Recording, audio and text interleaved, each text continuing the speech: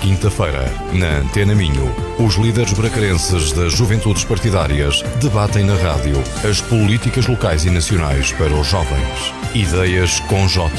À quinta-feira, entre as 19 e as 20. Também disponível em podcast em antenaminho.pt e no Facebook Antena Minho.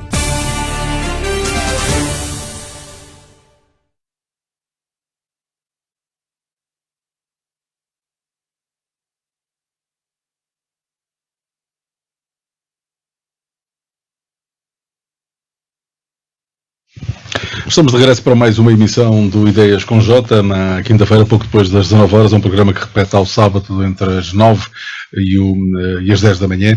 Sejam bem-vindos para mais uma emissão, hoje com a participação do Sérgio André Pereira, da JS, da Ana Macieira, da JSD, do António Joaquim, da JCP e a Maria Miranda, que faz a sua estreia pela Iniciativa Liberal. Sejam bem-vindos, uma saudação especial para a Maria Miranda, estrear-se nestas andanças do Ideias com J. Vamos para o primeiro tema proposto para o programa de hoje, trazido pelo Sérgio André Pereira, e não podia deixar de ser, depois do nosso programa de há 8 dias, o rescaldo das eleições europeias. Sérgio, contente, naturalmente, com o resultado. Foi uma vitória por pouquinho, não é? Mas é uma vitória. Sim, antes de mais cumprimentar-vos a todos, cumprimentar o Rui, cumprimentar também os meus colegas aqui de painel. Efetivamente vimos, cabe-me a mim fazer este rescaldo inicial das eleições europeias, depois de na semana passada dizermos que ia ser uma tarefa muito difícil para o PS. Efetivamente a vitória coube mesmo ao Partido Socialista. Foi uma vitória que não foi expressiva, mas foi uma vitória tal e qual como aconteceu no dia 10 de março, nas eleições anteriores a estas. Efetivamente tivemos aqui mais um deputado, são 8 deputados para o PS, 7 para o PSD, o AD, na sua coligação. Menos um deputado. Sim, menos um deputado, 7, ou seja, 8 para o PS, 7 para a AD. A Iniciativa Liberal consegue eleger dois deputados. Infelizmente o Bloco de Esquerda não elege nenhum. Elegeu um. Sim. O Bloco de Esquerda e a CDU. E o CDU também elege um. E o Chega também 2. Vemos aqui a falta por eleger o LIVRE, dos partidos que têm assento na bancada parlamentar em Portugal, mas também há aqui algumas ilações que podemos tirar. Efetivamente temos mais uma vitória à direita, a direita continua a ter maioria, o Chega tem uma queda muito grande, tendo, na minha opinião, a maior derrota que poderia ter tido. Para quem, e André Ventura dizia isto há uns meses atrás, que estas eleições seriam mesmo para ganhar, não para ficar como a terceira força política, mas sim como a primeira, e efetivamente conseguiram baixar muito aquela que foi a sua prestação nas últimas eleições, e mesmo assim conseguem se manter em terceira força política, mas muito raso com a Iniciativa Liberal. A Iniciativa Liberal tem também uma eleição muito interessante, tem um conjunto de votos que é bastante interessante de analisar. Acho que foi uma derrota marcante e se calhar já arrisco-me a dizer uma segunda facada não, mas um segundo toque para a AD, depois das primeiras eleições que tiveram uma margem muito reduzida, e depois nestas eleições, depois de apresentarem todas e mais algumas medidas, onde puseram o governo todo em campanha eleitoral, meteram todos os trunfos na mesa e mesmo assim conseguiram ficar atrás do Partido Socialista. Eu mantenho a mesma posição que mantive no último programa. Estas eleições não refletem um panorama nacional, apenas passaram 3 meses daquilo que foram as eleições legislativas, mas ao mesmo tempo temos também perceber o que é que há sempre alguma ligação que temos que ter, não representam nunca, mas há sempre ligações e análises que temos que fazer, e é também um bocadinho que estamos aqui hoje. No que toca à esquerda, temos também uma derrota, tirando o Partido Socialista, que também pela margem mínima quase conseguiu uma vitória, mas a esquerda no seu global mantém uma derrota, conseguindo estar bastante abaixo daquilo que era esperado. Principalmente o LIVRE, que depois das últimas eleições esperava-se que tivesse uma eleição muito maior e acaba por cair bastante, também por conflitos internos que tiveram no partido. Acho que, numa maneira geral, olhando a dados, é um bocadinho isto. A minha vertente pessoal, claramente, estou contente por termos elegido os 8 deputados. Conseguimos eleger um eurodeputado do Conselho de Braga, o Bruno Gonçalves, que é sempre importante também realçar este ponto. Continua. Há outro ponto bastante importante que temos que focar, que Marta Temido é a primeira mulher a ganhar uma eleição nacional, e essa mulher é do Partido Socialista. Referi também que o Bruno Gonçalves não referi há bocadinho, que é o eurodeputado português mais jovem, que também deve orgulhar todos nós jovens. Conseguia ser mais jovem que o Sebastião Bugalho. Conseguia ser mais jovem que o Sebastião Bugalho por apenas um ano. Acho que não chega a um ano, uns meses, mas sim, essa é a leitura a nível interno. Claro que a leitura a nível daquilo que é a composição do Parlamento Europeu ainda está tudo muito indefinido em termos de alianças de formação dos principais grupos europeus, embora o grupo do Partido Popular Europeu e dos partidos da social-democracia, os partidos socialistas, estejam mais ou menos consolidados, assim como o ID, parece-me. Há pouco tinhas dito que o Bruno Gonçalves foi um eurodeputado eleito do Conselho de Braga pelo Minho, também pela AD, o Paulo Cunha é também o outro eurodeputado aqui da região, neste caso do Famalicão, que foi também eleito para o Parlamento Europeu. Maria Miranda, bem-vinda ao Ideias com J. Uma leitura, as coisas correram bem para a Iniciativa Liberal. É verdade. Figueiredo é uma mais-valia para o partido, não é? Em termos de passar a mensagem. Sim, eu penso. Aliás, antes de mais, muito obrigada pelo convite e pelo acolhimento caloroso na minha estreia aqui pela Iniciativa Liberal, e um cumprimento aos colegas de painel. Ora, eu penso que, de facto, sim, a Iniciativa Liberal foi um dos vencedores da noite, apesar de para mim ter ido dormir muito contente e ter acordado desolada por não termos ficado em terceiro lugar.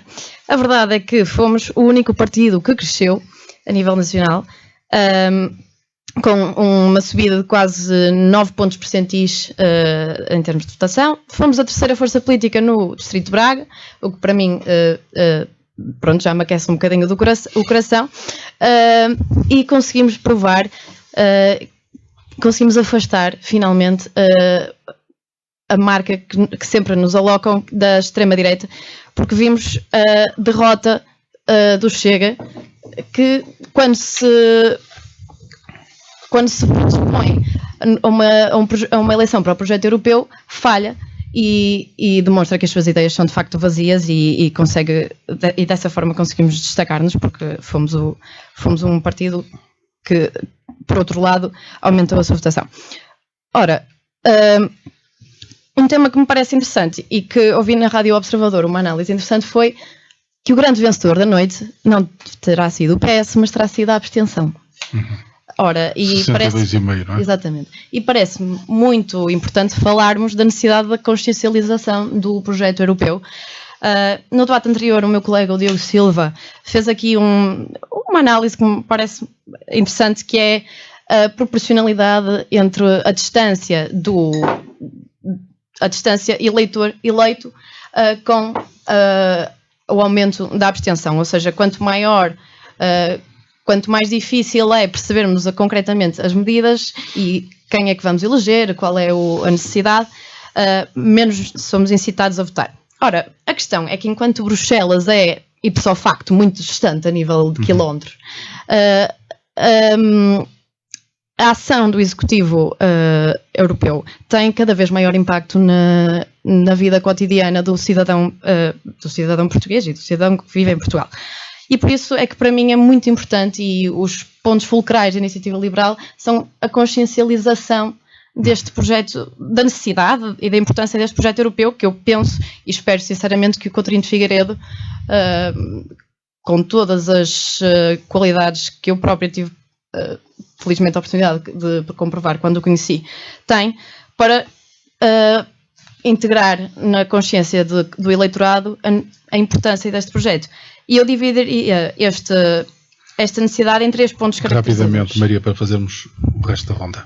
Que é o que é este projeto, para que é que serve atualmente e qual é o papel de Portugal. Portugal não pode ser um mero utilizador da União Europeia.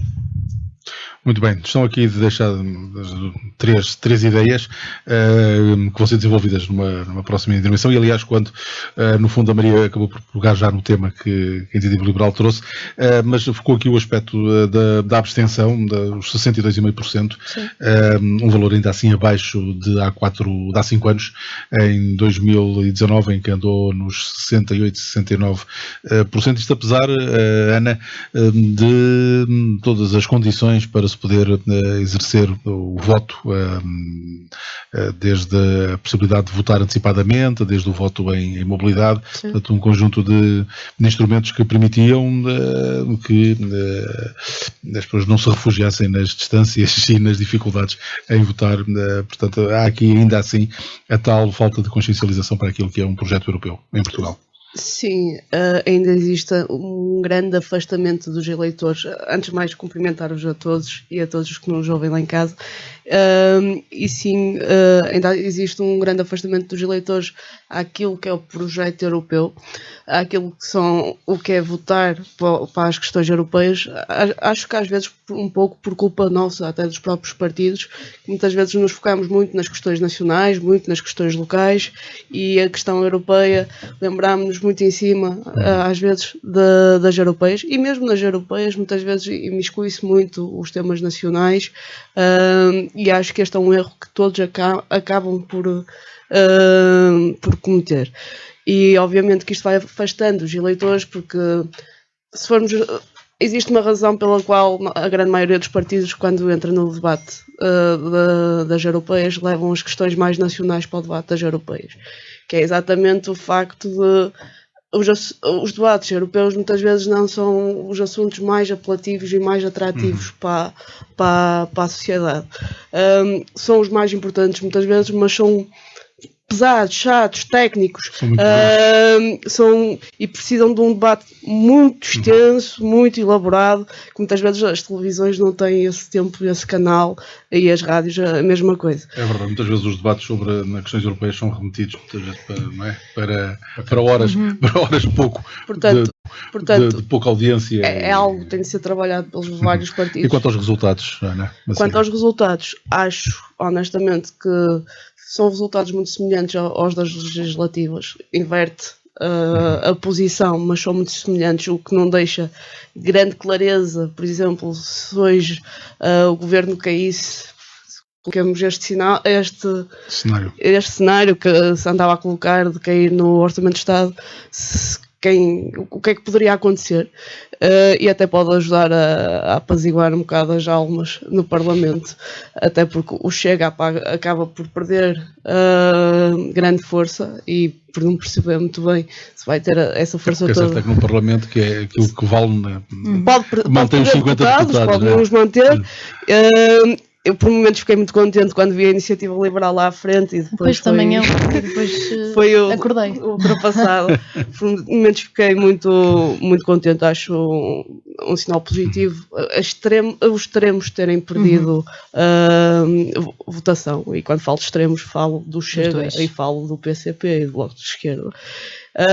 No fundo, o Chega só podemos comparar com as legislativas porque nunca foi europeias, mas o Bloco de Esquerda e o PCP perdem votação e perdem cada um deputado, e a esquerda, e mais o PS, também perdeu um deputado, e a esquerda claramente perdeu aqui espaço para a direita. Há aqui um sinal claro de que o país está cada vez mais a tender para a direita, não tanto para a extrema-direita, que é bom, mas para um centro-direita, para uma direita moderada, para uma direita democrática, e a questão é exatamente esta: parabenizar obviamente a vitória da Iniciativa Liberal, parabenizar o Bruno Gonçalves, que é do nosso Conselho, apesar de ser do Partido Socialista, é do nosso Conselho e deve-nos orgulhar ter lá um eurodeputado no nosso Conselho, e obviamente fazer aqui leituras muito claras, que é a questão do Chega, apesar de ser um resultado retumbante,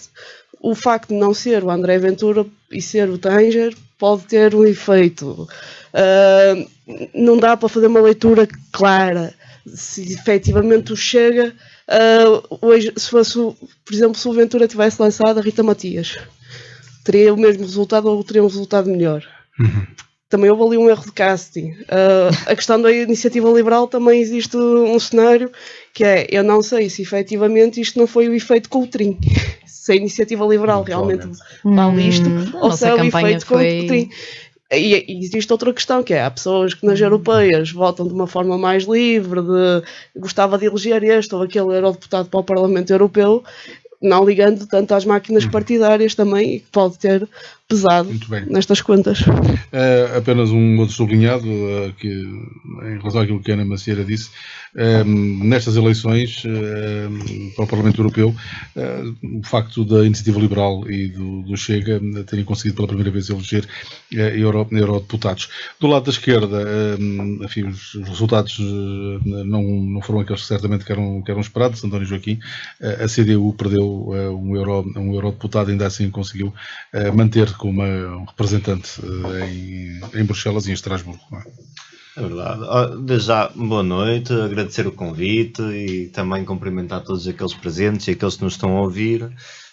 Ora, pois é verdade, eu começaria com uma questão só, porque veio mesmo agora, que nós na semana passada tínhamos discutido isto, da ideia se dá para transpor resultados e comprar resultados destas europeias para as legislativas. E nós, na semana passada, concordámos todos que isso não faria sentido. E agora aqui a direita já disse o dito por não dito e já diz, não, isto claramente tem uma ligação, o povo português está a virar à direita, não é? Pronto, é dizer que continuo a achar que não há uma ligação direta, que naturalmente tem a sua ligação, mas são eleições com objetivos diferentes, com formas diferentes e que não se pode... a JCP, a CDU viu nas duas eleições a decrescer a sua votação. Sim, acho que isso contribui muito para o debate. E, portanto, eu colocava aqui duas questões centrais para onde eu lançava. Acho que os resultados, no essencial, comparado com 2019, se mantêm, não olhando para Portugal, olhando para aquilo que é a União Europeia e o seu Parlamento. Portanto, o projeto neoliberal mantém-se, a correlação de forças não se altera no essencial e, portanto, vamos poder olhar nos próximos 4 anos, no essencial, para o mesmo tipo de políticas a favor dos grandes grupos económicos e contra o trabalho, não é? Na nossa visão, já sei que vocês não têm a mesma. E outra questão que eu gostava de colocar era em torno da abstenção. E até desta ideia de termos deputados mais jovens, mas ao mesmo tempo o que me importa não é se os deputados são mais jovens ou não, é o tipo de políticas que praticam, porque são mais jovens, mas praticam as políticas de sempre. Ora, acho que essa é que é a questão central, não é? E que isto e a abstenção não está desligada deste tipo de questões. Não é por estar alguém jovem lá dentro que os jovens vão querer saber, ou por estar alguém idoso lá dentro que os idosos vão querer saber. Depende se está lá para aumentar as reformas, depende se está lá pronto, para servir os interesses dessa camada. Ora, quanto à abstenção, eu colocava, lá está, duas coisitas, que é, por um lado, quem não vota, ou é porque não consegue, e até queria votar, mas não houve propriamente condições. Ora, nestas últimas eleições, isso foi dissipado ao máximo, acredito eu. A maioria da malta votou até em mobilidade, eu votei em mobilidade, e portanto acho que houve condições, se calhar como nunca houve, para quem quiser votar, poder ir votar. Ora, temos o segundo fator da abstenção, que é a malta, não é? Os eleitores pensam que não vale a pena votar e, portanto, não querem ir votar. Aqui está a questão central, porque nós vimos que, dando todas as condições, a abstenção mantém-se em 36%. Portanto, pronto, há uma camada ainda muito grande da população que não vê razão para ir às urnas quanto ao Parlamento Europeu. Ora, eu acho que isto não pode estar desligado, lá está, também do resultado destas eleições, também da questão dos deputados mais jovens, mas das políticas de sempre, que são décadas de política de direita, em que no essencial da sua vida nada melhora, e isso naturalmente o desliga do Parlamento Europeu. Há pouco esta abstenção em 36%, quer dizer a afluência. Sim, isso ao contrário. Em 36%. Se fosse a abstenção 36% não estava tão mal, não?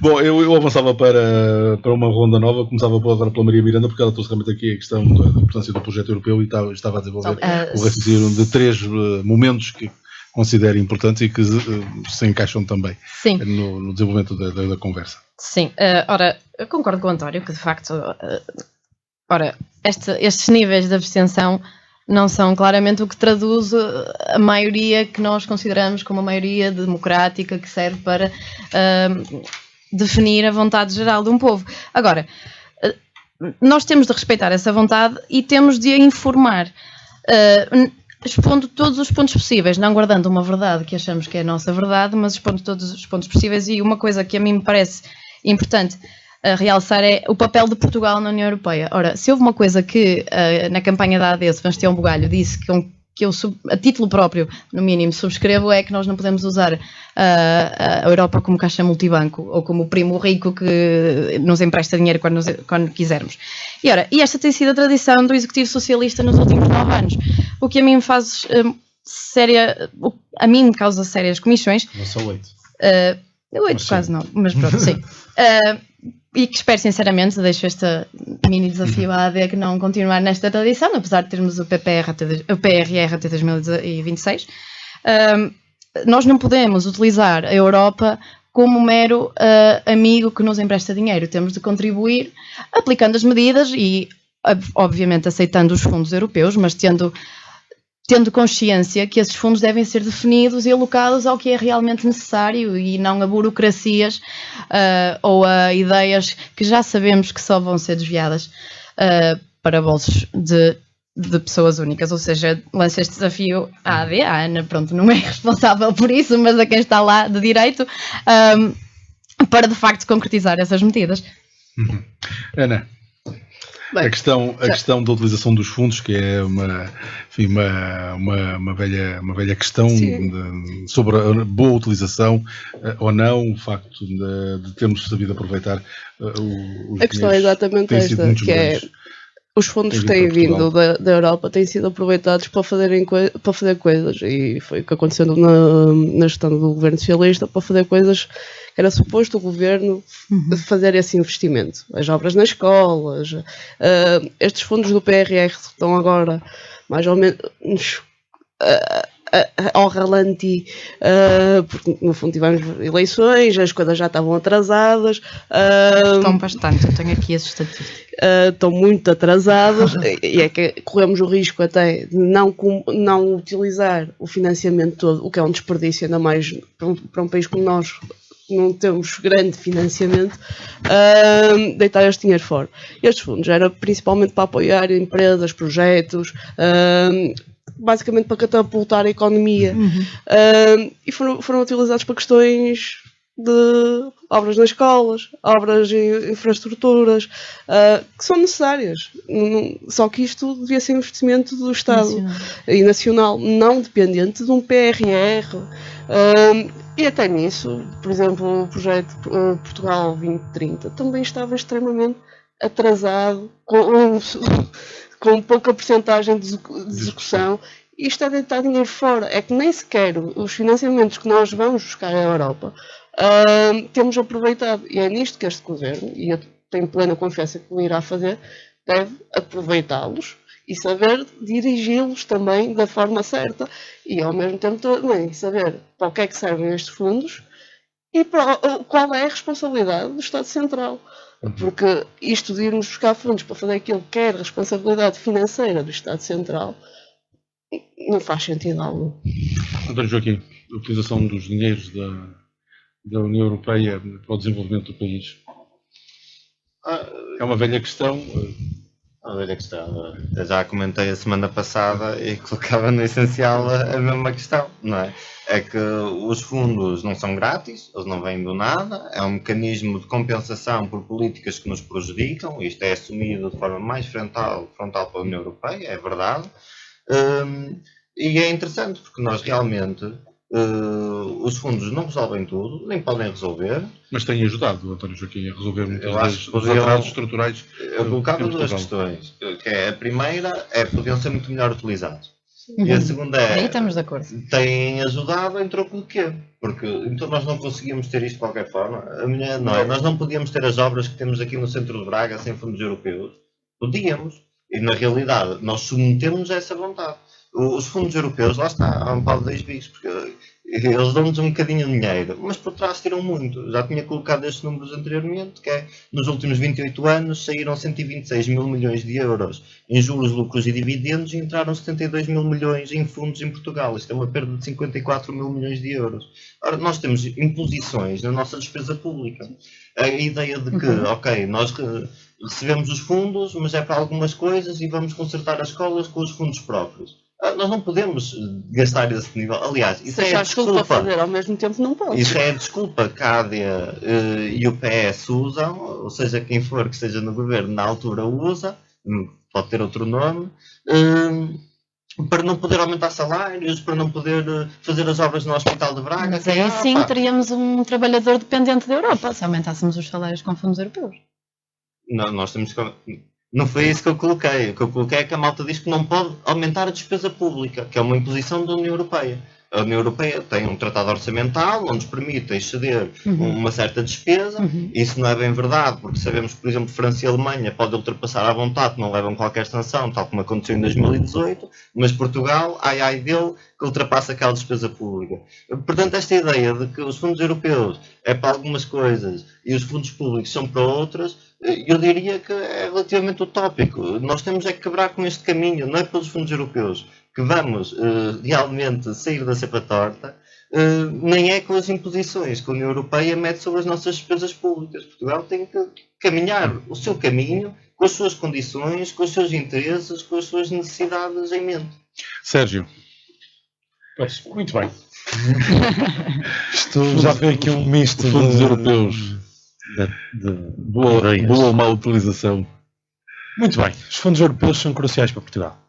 Já no programa passado, e eu hoje estamos aqui a fazer, eu até agora estou-me a lembrar muito do programa passado porque discutimos o antes e o pós-eleições e acabamos por estar a discutir um bocadinho o mesmo. Que é sempre importante que estes assuntos devem ser, também já como já falámos, estes assuntos devem ser aprofundados. Os fundos europeus, efetivamente, há fundos que nem sempre foram tão bem aplicados, tal e qual como há medidas, e isto acontece em qualquer governo, que acabam por não correr tão bem. Isto é ponto assente. O PRR em Portugal foi crucial e tem vindo a ser crucial, tal e qual como todos os outros fundos europeus que entram em Portugal. Portugal ainda não é um país subsidiário da União Europeia. Portugal deve aplicar, se eu disse isto no último programa, nós devemos ter uma perspectiva diferente do que é que são os fundos europeus. Os fundos europeus não devem ser sempre trabalhados pelo governo do país, neste caso no governo português, mas sim por privados, por pessoas públicas, por qualquer um de nós que procure fundos europeus para fazer investimento em Portugal e dinamizar a economia. E este é o pressuposto, exatamente, dos fundos europeus que existem e em Portugal, e a maior parte deles em Portugal são aplicados assim. Mas este PRR não parece ter sido canalizado propriamente para empresas estruturais, para empresas de financiamento. Estamos a falar de coisas diferentes. Uma coisa são os fundos europeus e outra coisa é uma bazuca europeia. São coisas que na sua índole são completamente diferentes. Uma coisa, um fundo europeu é uma empresa ou uma pessoa pessoal como eu, se quiser abrir uma cultivação de mirtilos, como foi muito usual há uns tempos atrás. Isto sou eu a candidatar-me a um fundo europeu. Outra coisa é a execução de um PRR, que é uma bazuca europeia. Sim, mas okay? E são duas coisas diferentes. Não está aí para os privados. Os três pilares que foram usados, os três pilares que foram definidos para este PRR foi a resiliência, a transição digital e a transição ambiental ou energética. Ok?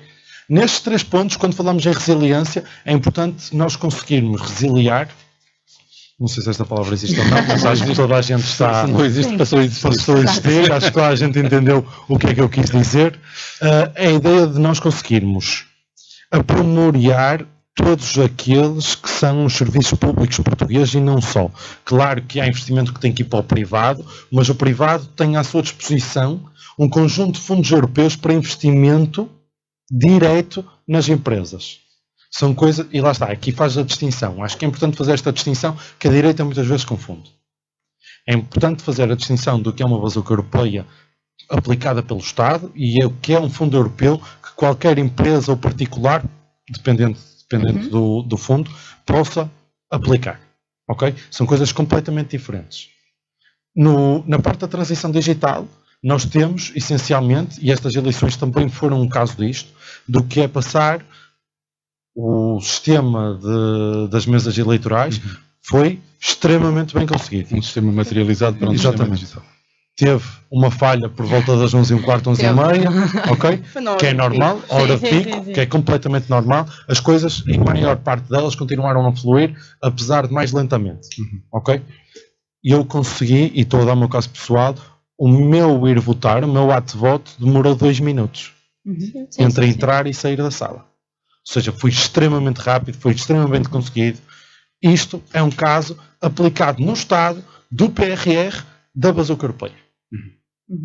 Outro caso são individuais jovens como nós que criam uma associação e vão se candidatar a um fundo europeu que é o Erasmus+, e que vão fazer um projeto, seja um K1 ou um K2, ou um SERV, ou um European Solidarity Corps, vão fazer qualquer um deles cá em Portugal e trazer jovens de outros países para cá, ou então conseguem enviar jovens portugueses para fora. São realidades completamente diferentes. Se vamos falar do que é a Bazuca Europeia, efetivamente houve falhas e agora espero mesmo, mas espero para o bem de Portugal, que a AD consiga, dentro dos possíveis, colmatar estas falhas. São falhas que toda a gente sabe que aconteceram, são reais e aconteceram. Claro que já houve coisas que estavam bem encaminhadas e iam pelo caminho, como houve outras que não correram tão bem e, se possível, remediá-las, é importante remediá-las porque todos lutamos para o mesmo, que é o bem-estar de Portugal e dos portugueses. Isto é extremamente importante nós termos bem definido. Ao mesmo tempo que aquele discurso do Portugal ser subsidiário não existe. Ou não deveria existir, porque ele existe, mas não deveria existir, porque é completamente diferente, e vou reforçar mais uma vez, porque há muita gente que se esquece isso, muito também por desinformação, que é normal. São coisas diferentes, os fundos europeus, daquilo que é uma Bazuca Europeia. Está explicado. Temos ainda 2 temas para aqui trazermos para o Ideias com J. Um é da Ana Macieira, que tem a ver com a isenção do IMT e do imposto seu para os jovens até aos 35 anos, e o outro tem a ver, e entronca-se também um pouco nestas questões europeias. Parece-me, talvez por menor atenção, parece muito que as questões ambientais passaram um pouco ao lado desta campanha para o Parlamento Europeu. Questões ambientais que há não muito tempo eram tidas como o cerne da grande discussão política, diria, parece terem passado um pouco ao lado. E o tema deste ano, e ao António Joaquim, o tema deste ano do Dia Mundial do Ambiente tem a ver com a restauração da terra, a resiliência à seca e o progresso da desertificação, que, nomeadamente a seca acompanhada da desertificação, são 2 processos que tendem a tornar-se, eu não diria irreversíveis, mas depois muito complicados de gerir no futuro. António Joaquim. Sim, eu colocava que os problemas ambientais estão à vista de todos e são graves. E acho que, para além de identificar os problemas, é preciso também identificar verdadeiras soluções e também conseguir denunciar as falsas soluções. Efetivamente, dizer que há um problema não basta, temos que o conseguir combater. Ora, eu colocava coisas que não são necessariamente más, como a digitalização, seja dos exames nacionais, seja dos cadernos eleitorais, e outras coisas que eu já vejo como más, como os mercados de carbono, são falsas soluções e não vêm resolver o real problema. Nós precisamos, na realidade, de uma política ambiental diferente, até observando, não é? Até com a ideia de que os problemas ambientais estão sobretudo relacionados com o modo de produção. Um modo de produção virado para o lucro, para a competição, e não uma política comercial, como a que devíamos ter, segundo os interesses, especificidades e necessidades de cada país. E isto implica o quê? Implica, por exemplo, quanto à política de água, não é? Em que nós temos, não temos uma política de água que assegure o acesso da população aos recursos hídricos. Nós temos casos, não é? Nomeadamente no Alentejo, em que os grandes latifundiários, que ainda na semana passada estavam a ser valorizados aqui por causa dos programas da PAC, e que nós queremos romper com esse caminho, acabam por, pronto, aquelas grandes explorações intensivas e superintensivas do olival e do amendoal, acabam por sugar grande parte da água, deixando, pronto, ainda uma parte vasta da população sem acesso a esses recursos. Temos o caso dos hotéis no Algarve, e portanto é um recurso natural ao serviço do grande capital. A cultura do abacate também, não é? Que é um grande consumidor. Tudo o que é projeto da PAC, da Política Agrícola Comum da União Europeia, das culturas intensivas e superintensivas, acabam por não servir o nosso país, acabam sempre por servir aqueles que ganham muito dinheiro a vender ao continente e a Jerónimo Martins.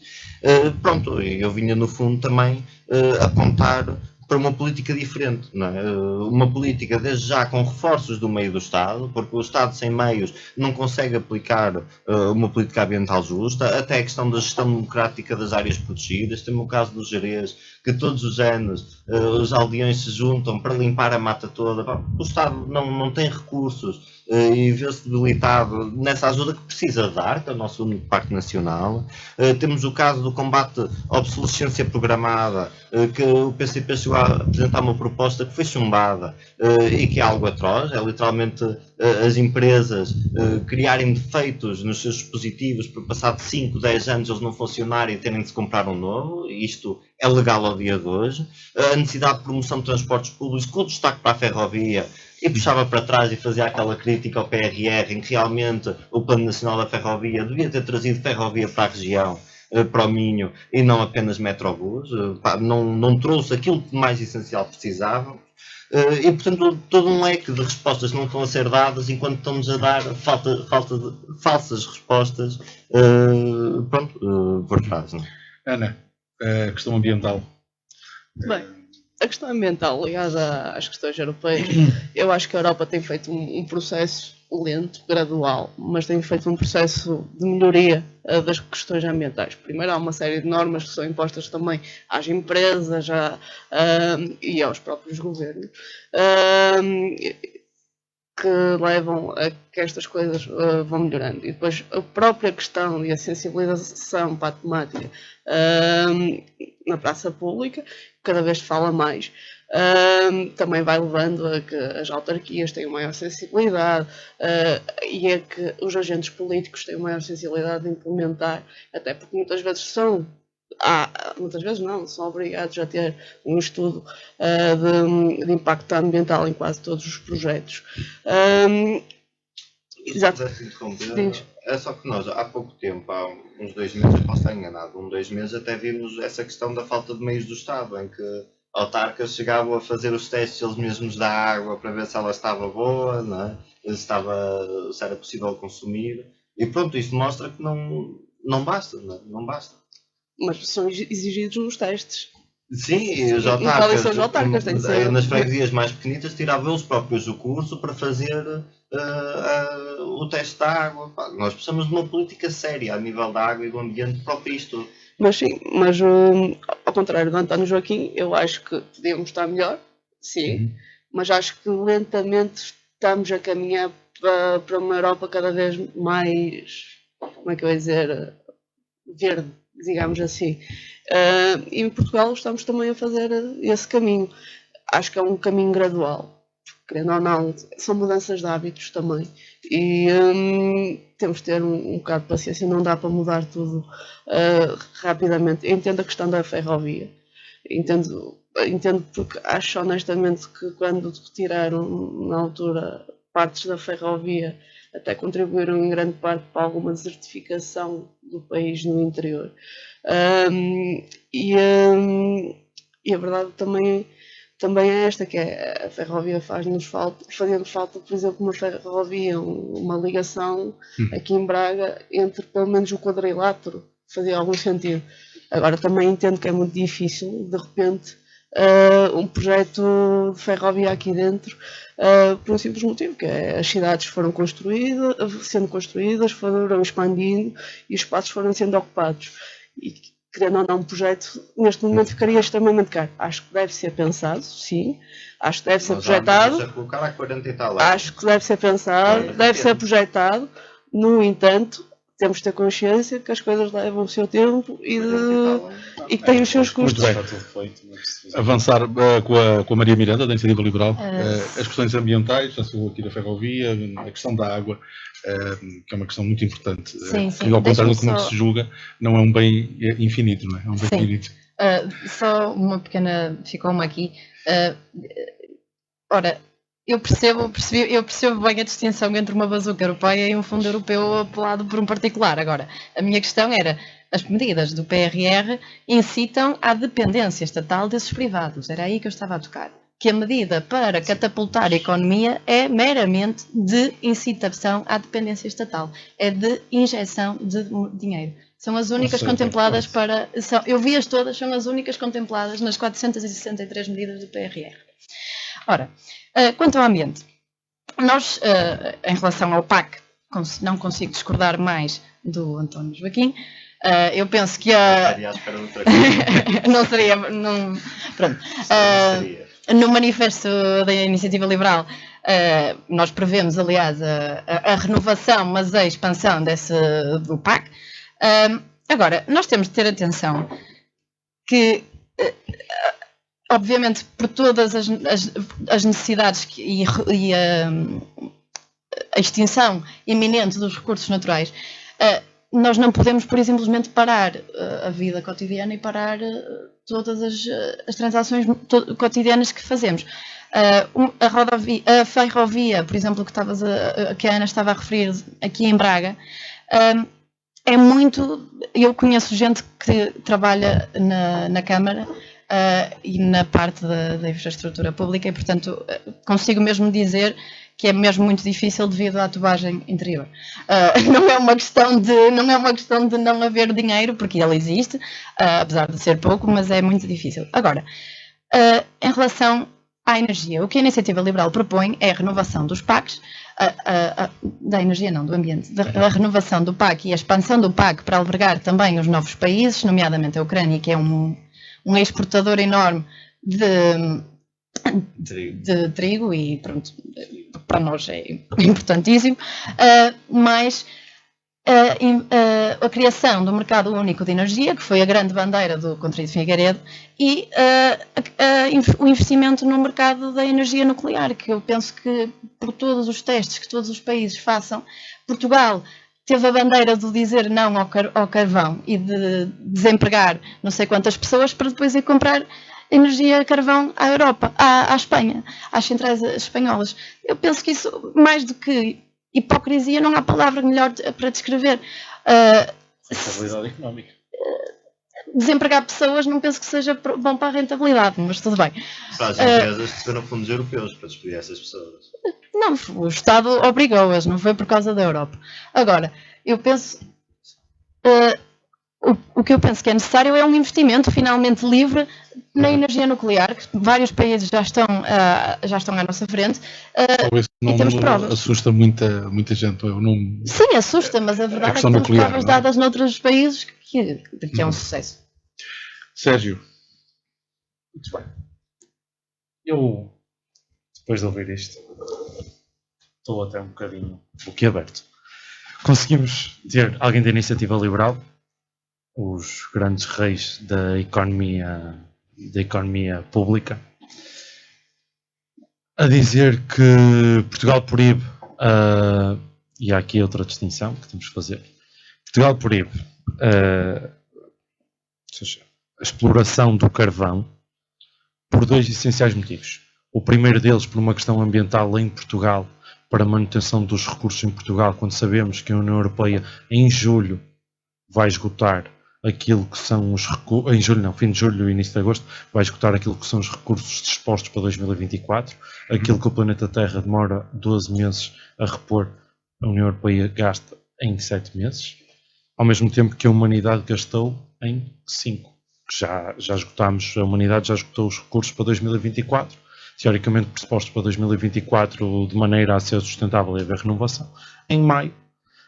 Ou seja, temos já aqui uma ponte, e isto vou falar a seguir, já temos aqui um índice que o trabalho da União Europeia tem que ser mais ou menos positivo, que senão estes valores não eram conseguidos e estaríamos a acompanhar a realidade mundial. Ao mesmo tempo em que O segundo motivo que Portugal proibiu a exploração sem ser ambiental foi também por uma rentabilidade económica, porque ficava mais vantajoso, apesar de se ter acabado com empregos e essas pessoas terem sido todas realocadas, que é outro ponto Sem que também se esqueçam, que também se esquecem de falar. As pessoas foram realocadas de maneira a não perderem o seu emprego, podendo e tendo a liberdade de a seguir abandonarem e procurarem outra coisa. Simples. Mas o trabalho do Estado aí estava salvaguardado porque ninguém ficou sem emprego. E é importante realçar este ponto. Quando as pessoas são realocadas, o papel do Estado está ressalvado. E é importante fazer este esclarecimento às pessoas, porque não basta dizer que se acabou com empregos. Se as pessoas foram realocadas a seguir, acabou-se com empregos, ao mesmo tempo que as pessoas foram realocadas e as pessoas são livres, porque vivemos num Estado Sim, são livres depois de ficarem desempregadas. A questão é essa. Mas as pessoas não ficam desempregadas porque são realocadas noutros sítios. Não, mas realocando-as sem perguntar se gostam, realocando-as dizendo, ok, agora vais para aqui e muito depois, se não gostares, assim, da área de ação que já estava antes. Todas elas se manteram na exploração de minério. Ou seja, não faz sentido, ok, não vamos explorar minério, não vamos explorar carvão, vamos explorar granito, não sei, não tenho zero conhecimento sobre pedras minerais e pedras... etc. Seja, 2 minutos para terminar. Muito bem, vou só acabar esta parte, estava a ter esta contextualização ambiental, depois também falar um bocadinho do que é que são as políticas ambientais da União Europeia, que na minha opinião ainda não são suficientes, como nenhum país tem medidas suficientes para garantir a sustentabilidade ambiental, ao mesmo tempo em que a União Europeia consegue ter um conjunto de medidas que ao passar do tempo vão chegar a um ponto, e aí o papel do Estado europeu é bastante importante, vamos chegar a um ponto que as medidas aplicadas em cada país e exigidas a cada país vão ser suficientes para conseguirmos manter os recursos dispostos para o ano em que estaremos a viver, não durante 7 meses, mas sim durante 12.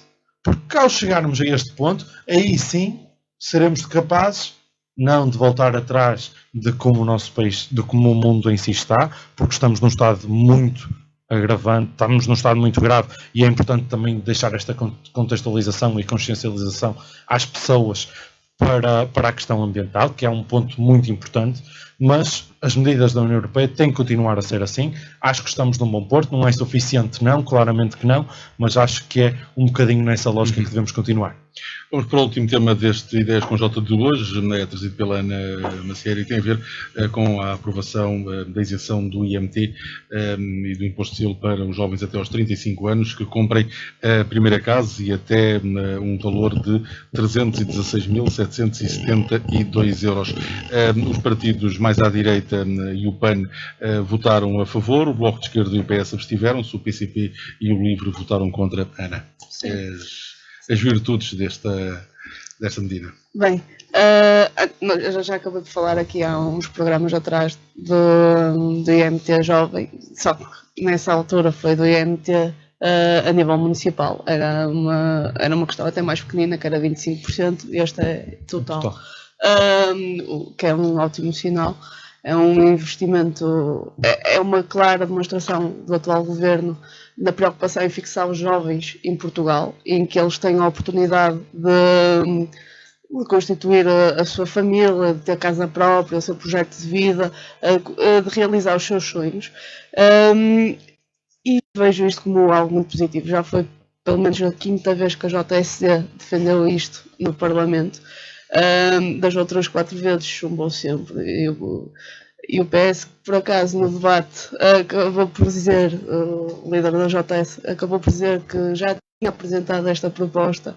Esta JS eleitoral sim. Mas há seguramente 3, 4 mandatos. A questão é esta, mas nunca aprovou, sempre que a JSC também a apresentava. Então não consigo perceber se o líder da JS se revia nesta proposta, porque é que nunca aprovou em 4 votações anteriores que a JSC tinha posto esta proposta em cima da mesa. E a JS sempre votou? Sim, a JS não tinha votado a favor. E basicamente... Vem ajudar os jovens a resolver a habitação? Vem ajudar, principalmente, temos de ter aqui uma questão, que é, já existe apoio, ampliou-se o Porta 65, que é para os jovens que não têm mesmo como comprar casa.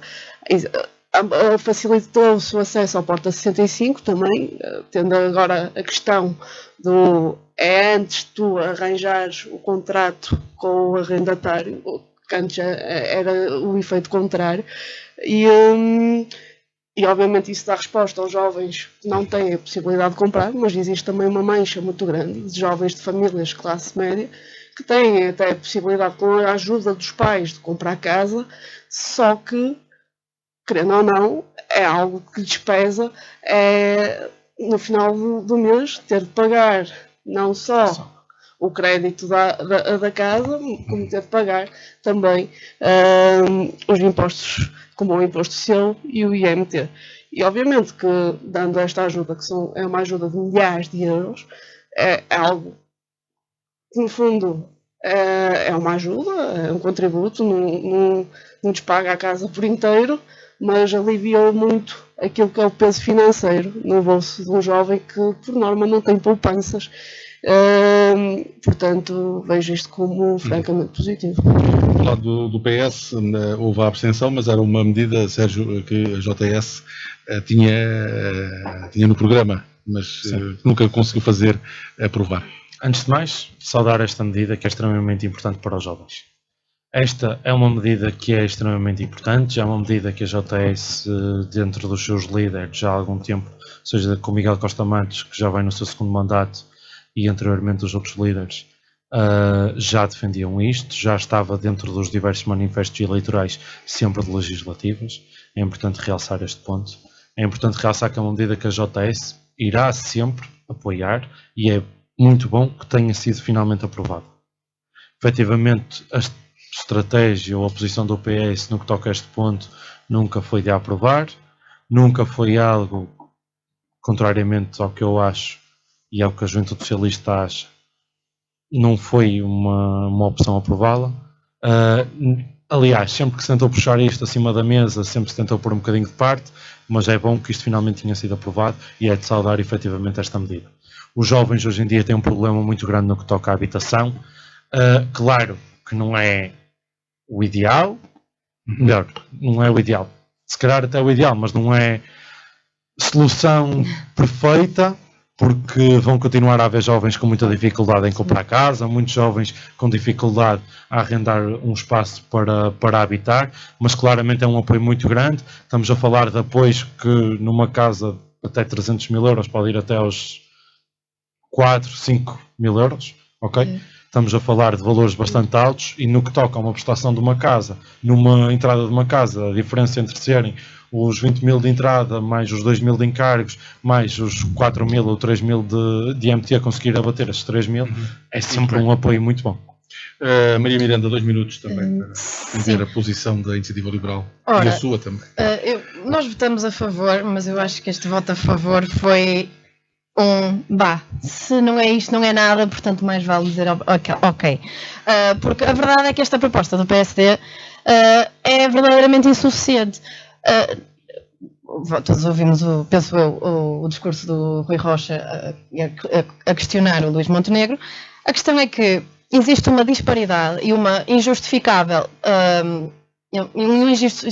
tratamento desigual entre os jovens com 36 anos ou acima de 35 anos e com os jovens antes dos 35 anos, e isto é uma visão pessoal de uma estudante de Direito que gosta muito do princípio da proporcionalidade, que não sei se esta proposta será aprovada em Tribunal Constitucional, precisamente por causa desta diferença.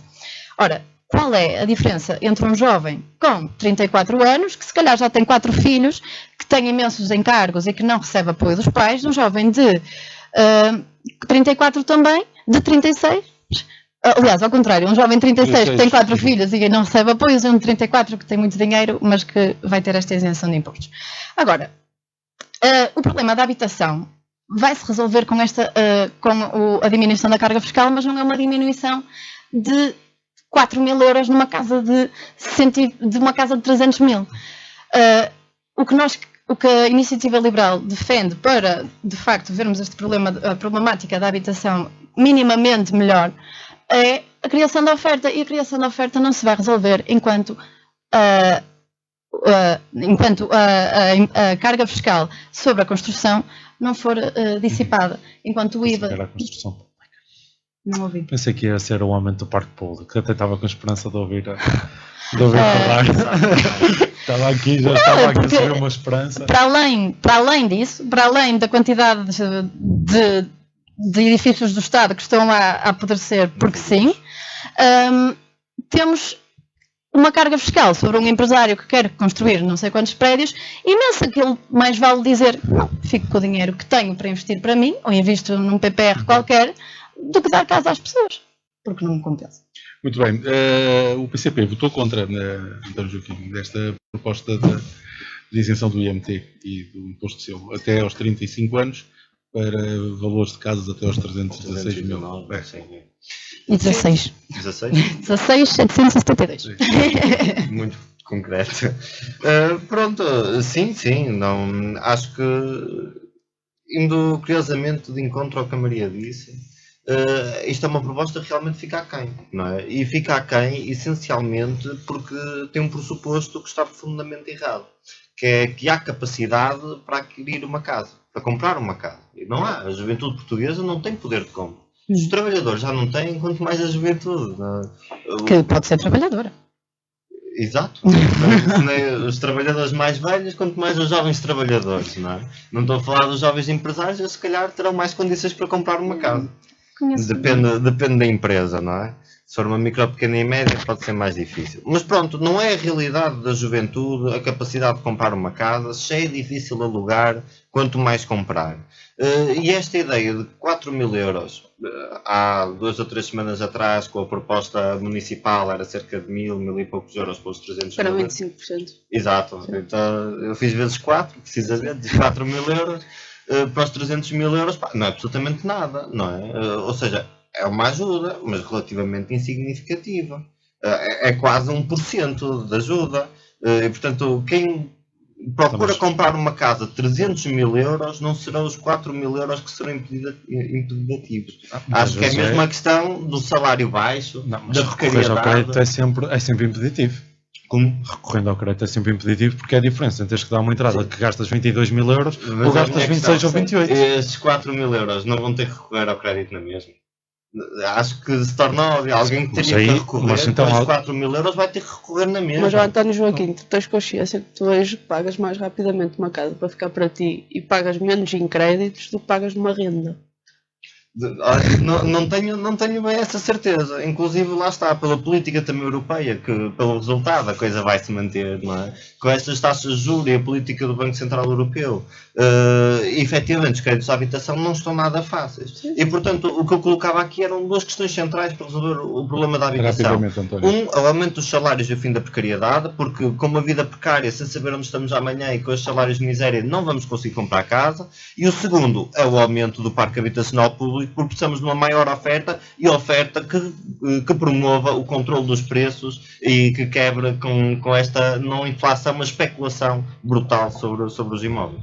Agradecer a presença da Maria Miranda pela Iniciativa Liberal, da Ana Macieira pela JSD, do António Joaquim pela JCP e do Sérgio André Pereira pela Juventude Socialista. O programa é repetido ao sábado, pouco depois das 9 da manhã. Fica na rede social Facebook do Jornal Correio de Minho, fica em podcast e depois mais tarde também no canal YouTube. Tenham uma boa semana. À quinta-feira, na Antena Minho, os líderes bracarenses das Juventudes Partidárias debatem na rádio as políticas locais e nacionais para os jovens. Ideias com J. À quinta-feira, entre as 19 e as 20. Também disponível em podcast em antenaminho.pt e no Facebook Antena Minho.